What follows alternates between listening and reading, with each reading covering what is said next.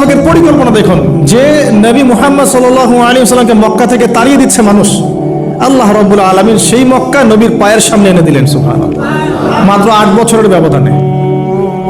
যে বদর যুদ্ধে মুসলিমদেরকে একদম নিঃশেষ করে দেওয়ার প্ল্যান করা হয়েছে, ওই বদরেই আল্লাহ রাব্বুল আলামিন আবু জাহেলের মৃত্যু লিখে রাখলেন। যে ইউসুফকে কুয়ায় ফেলে দিল তার ভাইরা, সেই ইউসুফকে আল্লাহ পাক সেখান থেকে কারাগার, রাজপ্রাসাদ, সেখান থেকে কারাগার, সেখান থেকে আবার নিয়ে আসলেন মিশরের পলিটিক্যাল পাওয়ার। আল্লাহর পরিকল্পনা। যে ইয়াসরিব একসময় ইহুদিদের দাপটের জায়গা ছিল, ওই ইয়াসরিব মুসলিমদের পরতলগত করলেন আল্লাহ পাক হিজরত করিয়া। বাদশাহ নাজাশী আবিসিনিয়ায়, আমি তো মালয়েশিয়াকে একটা আবিসিনিয়া মনে করি, এখানে মাশাআল্লাহ এরকম পরিবেশ আছে, শান্তিপূর্ণ ইসলামী পরিবেশ। বাদশাহ নাজাশীর এরকম পরিবেশ ছিল।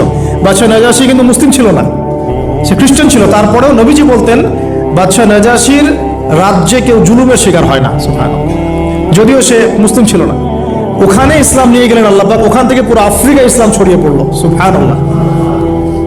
এক খালেদ বিন ওয়ালিদ রাদিয়াল্লাহু আনহু, যার হাতে উহুদ যুদ্ধে বহু মুসলিমের প্রাণ গিয়েছে না, সেই মানুষকে আল্লাহ রাব্বুল আলামিন হেদায়েত দিয়ে 100টা যুদ্ধ করিয়েছেন, সুবহানাল্লাহ। আল্লাহ পাকের পরিকল্পনা আমরা বুঝতে পারবো না, আল্লাহ পাকের পরিকল্পনা আমরা বুঝতে পারবো না। ওমা কারু ওমা কারাল্লাহ, তারা কৌশল করে, আল্লাহ পাকও পরিকল্পনা করে। দেখেন এই যে প্যালেস্টাইন নিয়ে এত সমস্যা করছে না, আল্লাহ পাকের কি পরিকল্পনা, সুবহানাল্লাহ। আল্লাহ